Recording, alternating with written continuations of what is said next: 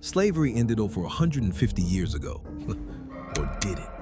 What if I told you that every single day you see, hear, and maybe even do things that were born from the chains of slavery? What if the way some of us talk, dress, think about ourselves, and treat each other remains under the control of dead slave masters? Today, we're about to uncover 7 shocking ways that slavery didn't just end in 1865. It transformed, evolved, and embedded itself so deep into our minds and culture that we're still living under its shadow. Here's the thing. Once we see these chains, we can break them. We are a powerful people, and knowledge is our freedom. Let me paint you a picture. Imagine a poisonous tree that was chopped down, but its roots were left deep in the soil. Those roots didn't die. They kept growing underground, poisoning everything that tried to grow in that same soil. That tree was slavery, and we're still dealing with its toxic roots today. For over 400 years, our ancestors endured the most brutal, dehumanizing system ever created. Those white supremacist slave masters stole our bodies and tried to steal our minds. They created lies, stereotypes, and twisted behaviors designed to make us hate ourselves and each other. The sickening truth? Some of these psychological weapons are still working today. We're here to wake up, stand up, and break these mental chains once and for all. Let's start with something that might shock you. One of the most common curse words in America, mother has roots that go straight back to the slave plantations. Family, the truth behind this word is absolutely horrifying. During slavery, those demonic slave masters had a special punishment for black men who dared to rebel or try to escape.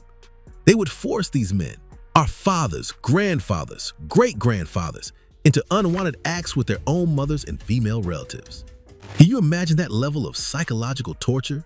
This went beyond physical abuse. The goal was destroying the very soul of black manhood. It would make other slaves watch. They would make families refer to these broken men as mother.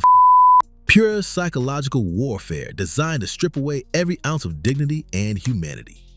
Today, this word has spread everywhere. People throw it around without knowing they're using a term from the abuse of our ancestors. Every time we use this word casually, we unconsciously carry forward the language of our own dehumanization. Now you know, knowledge is power. We can choose to break this cycle and honor our ancestors by refusing to perpetuate the language created to destroy them.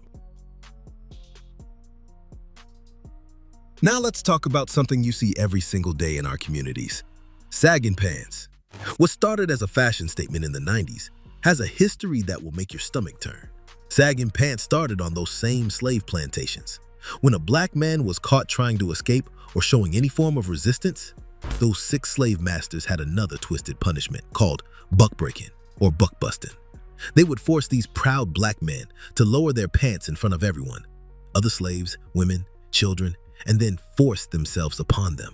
After this horrific act, the victim was forced to keep wearing his pants without a belt, as a permanent mark of humiliation. This served as a walking advertisement to every slave. This is what happens when you resist. The sagging pants became a symbol declaring, "I have been broken. I have been conquered. I am no longer a man." Fast forward to today. Young black men wear sagging pants thinking it looks cool or gangsta, unaware that they're wearing the uniform of sexual humiliation.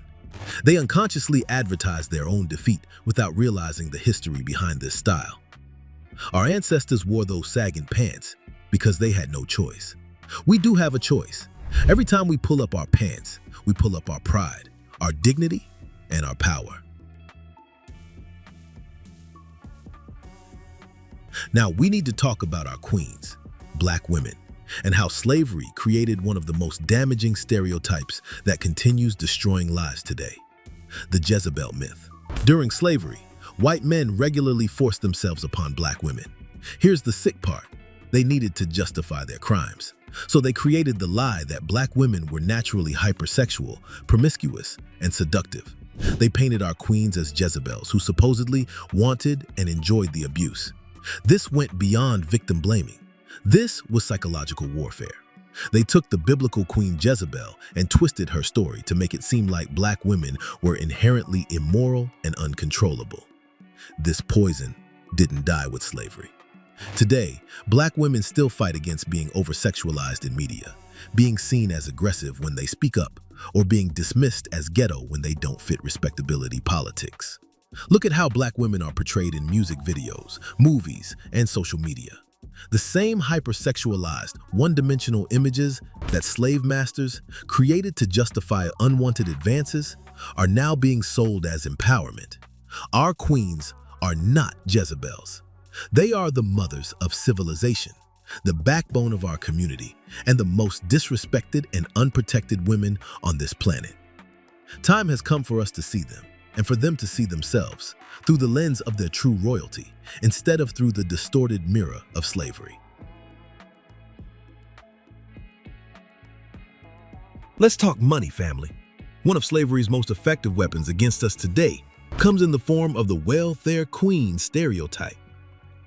During slavery, masters constantly called slaves lazy to justify working them like animals for no pay.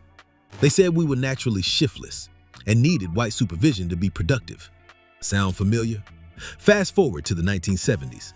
Politicians needed a way to cut social programs, so they resurrected the same lie. They found one woman, Linda Taylor, who committed welfare fraud, and they turned her into the face of every black woman needing government assistance. Suddenly, every black mother struggling to feed her children was labeled a welfare queen, lazy, manipulative, having babies for money. The same lies slave masters used to justify free labor were now being used to justify cutting the social safety net. Here's what's crazy. The biggest recipients of government assistance in America have always been white people. Somehow we became the face of government dependency. The truth remains clear. Our people built this country for free. We are owed. Reparations are a debt payment that's centuries overdue, plain and simple. Now we need to address the elephant in the room, the Uncle Ruckus mentality. If you don't know who Uncle Ruckus is, he's that character from the Boondocks who hates everything black and worships everything white. This mentality didn't come from nowhere. During slavery, masters deliberately created psychological programming to make slaves hate themselves and their blackness. They rewarded slaves who informed on each other, who adopted white speech patterns, who distanced themselves from African culture. Today, this shows up as black people saying things like, "I don't see color," or "I'm different from other black people," or believing that speaking proper English means sounding white. Colorism also emerges from this, preferring lighter skin over darker skin. Most of us have been through an Uncle Ruckus phase. Unless you were raised in a household pumping black pride into you from day one, you probably went through a period of wanting to distance yourself from blackness, wishing your hair was different, trying to fit into white spaces. This behavior stems from trauma, plain and simple. When you're told for 400 years that everything about you is inferior, your mind develops defense mechanisms. Sometimes that means rejecting your own identity to survive. Healing starts with awareness. When we recognize this programming, we can deprogram ourselves. We can fall in love with our blackness again, our features, our culture, our history, our power. Then we have the Tom mentality. People who say, "I don't see color," or show up to Black Lives Matter rallies with All Lives Matter signs. Colorblindness sounds nice, but it's actually dangerous. When you refuse to see race, you refuse to see racism. Think of someone saying, "I don't see your broken arm," while stepping on it. This mentality often develops as a survival mechanism. During segregation, some black people learned that downplaying race and trying to fit in was safer than confronting racism directly.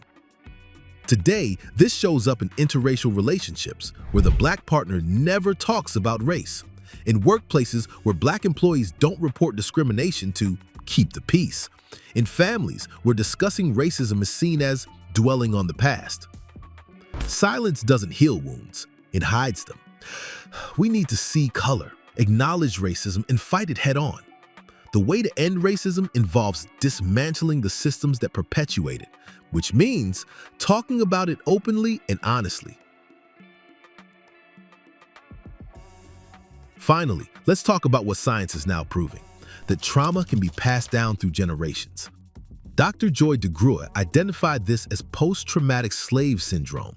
PTSS shows up in three main ways: vacant esteem, feeling worthless, propensity for anger and violence, especially within our own community, and racist socialization. believing white is right. Think about this. Our ancestors survived the most brutal system imaginable. They had to develop survival behaviors that helped them endure unwanted advances, torture, family separation, and constant dehumanization. Some of those survival behaviors got passed down even when they were no longer needed. This might show up as depression that seems to come from nowhere, explosive anger over small things, or feeling like you're never good enough no matter what you achieve. Sometimes it appears as black-on-black violence because we were taught that other black people were competition instead of community. Here's the beautiful thing. If trauma can be inherited, so can resilience. We come from people who survived the impossible. We have warrior DNA, survivor genetics, overcomer blood running through our veins. Family.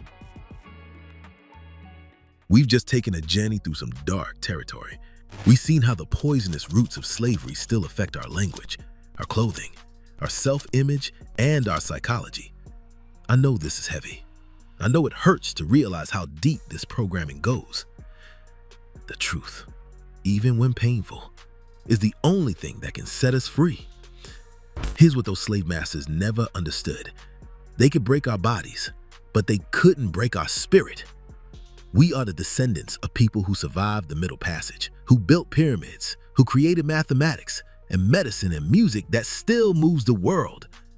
We don't have to remain victims of our history.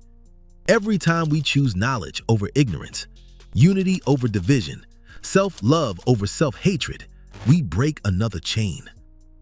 Imagine a generation of black people who know their true history, who love their blackness unapologetically, who refuse to carry forward the programming of their oppressors. That generation starts with us. That generation starts with you. So the question becomes, what are we going to do about it? Are we going to stay asleep, or are we going to wake up? Are we going to stay broken, or are we going to rise up? We are the chosen people. We are the powerful people. Time has come for the world and for we ourselves to start acting like it. If this video opened your eyes, share it. If it broke some chains in your mind, break the like button. If you're ready to join this awakening, subscribe and ring that notification bell. We're just getting started. Remember, slavery couldn't stop us. Jim Crow couldn't stop us. These mental chains, they can't stop us either. We are unstoppable. We are unbreakable. We are free.